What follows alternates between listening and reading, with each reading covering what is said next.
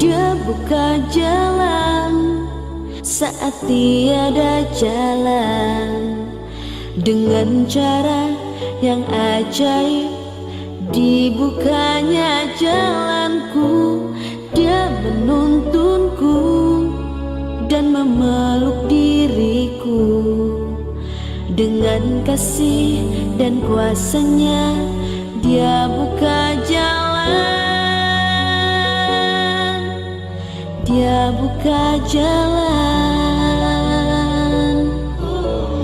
Dia buka jalan saat tiada jalan, dengan cara yang ajaib dibukanya jalanku. Dia menuntunku dan memeluk diriku, dengan kasih dan kuasanya Dia buka jalan. Dia buka jalan. Di belantara Dia tetap menuntunku. Sungai di gurun aku temui, langit bumi kan lenyap, tapi firman-Nya tetap. Saat ini Dia buka jalan.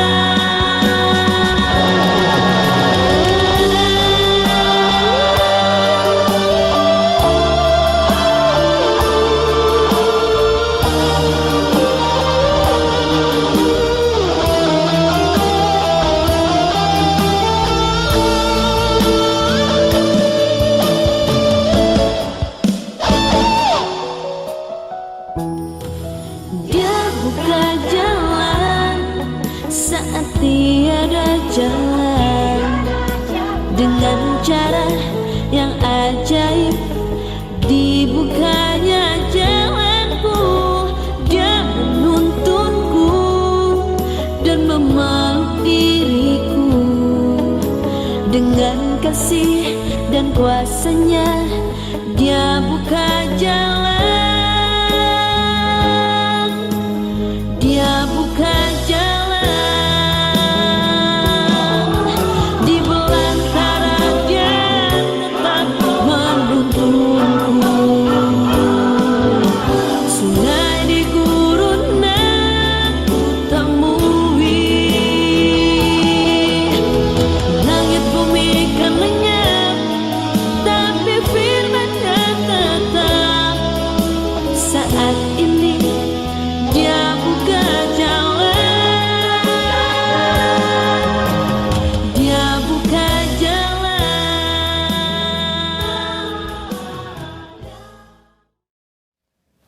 Shalom, selamat pagi bagi kita semua, Jemaat GBKP Klasis Jakarta, Kalimantan, dimanapun Anda berada. Berjumpa lagi dalam program Sapaan Teduh. Sebelum kita mendengarkan firman Tuhan, mari kita bersatu di dalam doa, kita berdoa. Kami mengucap syukur atas kebaikan-Mu ya Tuhan, yang memberkati kami, menguatkan kami, menyapa kami di pagi hari ini. Kembali lagi kami akan mendengarkan firman-Mu yang menjadi kekuatan bagi kami. Berfirmanlah Engkau bagi kami melalui hamba-Mu. Kami semua anak-anak-Mu telah siap mendengarkannya. Inilah doa kami, di dalam nama Yesus Kristus kami berdoa. Amin. Jemaat yang dikasihi oleh Tuhan kita Yesus Kristus, firman Tuhan yang sampai pada kita di pagi hari ini diambil dari Markus 11 ayat 9. Markus 11 ayat 9, demikian firman Tuhan. Orang-orang yang berjalan di depan dan mereka yang mengikuti dari belakang berseru, Hosana, diberkatilah Dia yang datang dalam nama Tuhan. Sedemikian jauh pembacaan firman Tuhan bagi kita pada pagi hari ini. Shalom, jemaat Tuhan yang terkasih dimanapun Anda berada. Salam sehat, salam sejahtera bagi kita semua. Saudara-saudara yang terkasih dalam nama Tuhan kita Yesus Kristus, Markus 11 ayat 9 ini, di mana perikopnya di atas di sini dikatakan Yesus diulu-ulukan di Yerusalem. Dan mungkin ini sudah sangat familiar bagi kita, terkhusus ketika kita mendengarkan khotbah ataupun renungan di minggu-minggu Palma. Ya, minggu-minggu Palma, minggu terakhir minggu sengsara Kristus menuju kepada kematiannya di kayu salib, seperti itu, ya. Dalam renungan kita di pagi hari ini, saudara terkasih, saudara-saudari terkasih dalam nama Yesus Kristus, saya ingin mengedepankan sebuah perenungan bagi kita, ingin membagikan sebuah perenungan bagi kita, seberapa dalam integritas kita di tengah-tengah perubahan hidup, ya. Atau mungkin bahasa yang lebih kerennya lagi, yang lebih dalam, seberapa hebat, seberapa dalam integritas kita di tengah paradoks kehidupan. Karena kehidupan ini tidak stabil, ya. Di pagi hari mungkin kita baik, tapi mungkin siang mungkin ada yang menjengkelkan kita. Ya, Yesus dilulukan pada saat dia memasuki kota Yerusalem, tapi tidak lama kemudian dia akan dihakimi, ya. Dia akan disiksa oleh orang yang sama yang mengelulukan Tuhan Yesus itu tadi. Nah, ini yang akan menjadi perenungan kita pada kesempatan kali ini, bahwa keramahan dan kebencian menjadi satu realitas dalam kehidupan kita.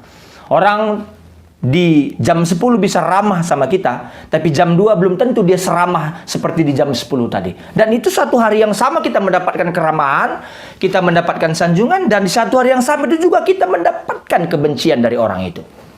Nah, semula penduduk Yerusalem bersuka cita menyambut kedatangan Kristus dengan daun-daun palma, daun-daun palem seperti yang saya katakan tadi.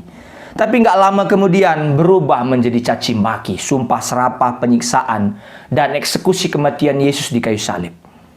Artinya, kalau kita pahami ada dua ketegangan di sini. Satu sisi kita merayakan Minggu Palma yang sering kita rayakan, dan satu sisi kita merayakan sengsaranya Kristus. Dan itu ada di dalam kehidupan kita, bukan hanya dalam kehidupan Kristus yang pernah dijalani Kristus pada saat ribuan tahun yang lalu, dan kita juga mengalaminya. Hidup tidak pernah stabil, hidup tidak pernah konsisten. Kadang kita galau, kadang kita tidak galau, kadang orang suka sama kita, kadang bahkan orang bisa membenci kita sangat luar biasa. Tapi apakah kita tetap bisa bertahan menjalani kehidupan ini di tengah-tengah kehidupan yang selalu berubah itu, yang tidak stabil itu? Apakah kita bisa masih menstabilkan perasaan kita, emosi kita, iman kita, seperti itu? Nah, artinya dalam kesempatan kali ini melalui renungan ini, semua jemaat diajak untuk bercermin, melihat dirinya kembali. Jemaat, Anda diajak untuk bercermin melihat diri Anda kembali. Apakah semua jemaat memiliki kasih yang konsisten? Atau kasih yang konsisten itu apa? Kasih yang tidak berubah di tengah-tengah situasi kehidupan yang sedang berubah. Apakah kita tetap konsisten? Kasih yang konsisten adalah kasih yang tidak mendua, kasih yang tidak ambigu. Ya, sebaliknya sikap yang ambigu adalah sikap yang kadang-kadang penuh antusias memuji dan melayani Tuhan, tapi berubah menjadi bersikap menolak dan mengabaikan Tuhan, bahkan menyalibkan Tuhan. Hati-hati. Orang bisa dengan gampangnya memuji kita dan dengan gampangnya menjatuhkan kita. Hari ini kita belajar secara keseluruhan dari Markus 11 ayat 9 ini, bahwa Yesus yang datang ini sangat dielulukan. Orang sangat memuji dia, bersorak-sorai, ya, menerima kedatangan Yesus yang dianggapnya sebagai raja politis. Tapi ternyata Yesus tidak punya misi yang seperti itu. Dia datang sebagai raja damai. Dia mengendarai keledai, binatang yang paling lemah. Justru dia sedang memproklamirkan, sedang mengabarkan kerajaan Allah yang tidak penuh dengan gegap gempita, tapi penuh dengan kesederhanaan, kelemah lembutan, penuh dengan kedamaian, kerendahan hati. Nah, perubahan-perubahan akan terjadi dalam hidup kita. Orang tidak sempurna memahami kita. Orang tentu tidak sempurna melihat kita. Nah, artinya, saudara-saudari yang terkasih, dalam kehidupan sehari-hari kita sering bersikap mendua di antara sikap empati dan antipati. Sikap kita seperti penduduk Yerusalem yang begitu cepat berubah dari sikap menyambut Yesus menjadi sikap menolak dan ingin membunuh Yesus. Perasaan kita juga berubah dari pujian kita yang mengatakan Hosana menjadi teriakan kebencian, salibkan dia. Itu sering berubah. Sering sekali berubah, cepat sekali perubahan itu terjadi. Oleh karena itu, melalui renungan ini kita diajak menyadari betapa tidak stabilnya kita, betapa labilnya kita, betapa lemahnya kita, dan kasih Allah di tengah-tengah kelemahan kita, di tengah-tengah ketidakstabilan kita, Allah tetap stabil memberikan kasih-Nya bagi kita. Allah tetap konsisten memperjuangkan kita, mengasihi kita. Kasih Allah di dalam Kristus tidak pernah berubah. Ini yang mau kita dapatkan dalam renungan kali ini, jemaat Tuhan. Nah, melalui renungan ini gereja mengajar dan memanggil kita semua umat percaya untuk menjalankan sikap hidup dan spiritualitas yang konsisten dan berkelanjutan, yang kontinu, berkesinambungan. Dengan spiritualitas yang konsisten dan berkesinambungan dalam karakter atau kepribadian kita sebagai umat percaya, kita tidak akan mengalami hati yang terbelah, batin yang terbelah. Kita tidak akan mengalami kebingungan yang membuat kita gampang larut dalam emosi kita. Kita tetap konsisten saat beribadah dan bekerja, berdoa dan bergaul, merenungkan firman Tuhan saat teduh dengan kita berstudi. Jadi kita sebagai umat itu konsisten dalam integritas kita. Tidak gampang diombang-ambingkan, tidak gampang kalau dalam bahasa Karo, lah gampang ijole-jolekan, dalam bahasa Karo, lah bagi sanggar uru-uru. Seperti itu, kemana angin situ dia, begitu, tidak stabil. Jadi cerita Yesus masuk ke Yerusalem ini merupakan suatu titik balik dengan gegap gempita, akan menjadi peristiwa yang akan memimpin dia kepada kematian dan kebangkitan. Jadi dalam situasi itu Yesus mulai membuat tentang peristiwa-peristiwa yang tidak lama lagi akan terjadi. Dengan menunggang seekor keledai muda, Yesus masuk Yerusalem yang disambut umat dengan ucapan Hosana. Diberkatilah dia yang datang dalam nama Tuhan. Diberkatilah kerajaan yang datang. Kerajaan Bapa kita Daud. Hosana di tempat yang maha tinggi. Saudara-saudari, dari keseluruhan cerita ini, ucapan dari umat yang menyambut Yesus tersebut merupakan suatu antisipasi jawaban Yesus terhadap imam besar saat dia diadili. Dalam Markus 14 ayat 62 dikatakan, "Akulah dia, dan kamu akan melihat anak manusia duduk di sebelah kanan yang maha kuasa dan datang di tengah awan-awan di langit." Sedangkan pada pihak lain, umat yang semula mengulung-ulungkan Yesus seperti seorang pahlawan, itu juga yang membenci Yesus tadi. Mari tetap konsisten, mari tetap berintegritas, mari tetap stabil, seperti Yesus yang tidak pernah berubah mengasihi kita. Nah, artinya Injil Markus menyatakan kedatangan Yesus ke Yerusalem sebagai tanda kehadiran seorang Mesias. Kedatangan Yesus adalah untuk menyatakan berkat Tuhan atas penduduk dan kota Yerusalem. Tapi ironisnya, kelak penduduk Yerusalem menolak dan menghukum dengan hukuman mati kepada Kristus. Jadi marilah kita tetap berusaha, berintegritas, di tengah-tengah mungkin adanya perubahan, di tengah-tengah mungkin orang bisa saja dengan gampangnya, dengan cepatnya membenci kita, tapi kita tetaplah mempunyai kasih yang tetap konsisten, tetap stabil di tengah-tengah kehidupan ini. Mari kita bersatu di dalam doa, kita berdoa. Terima kasih ya Tuhan atas firman-Mu yang telah menyapa kami, sehingga kami tetap berusaha menjadi orang yang stabil, konsisten, di tengah-tengah perubahan yang begitu cepat. Mungkin di awal orang sangat menyukai kami, tapi bisa saja secara cepat dia membenci kami, tapi kami tidak akan pernah berubah. Karena kasih-Mu tidak pernah berubah bagi kami.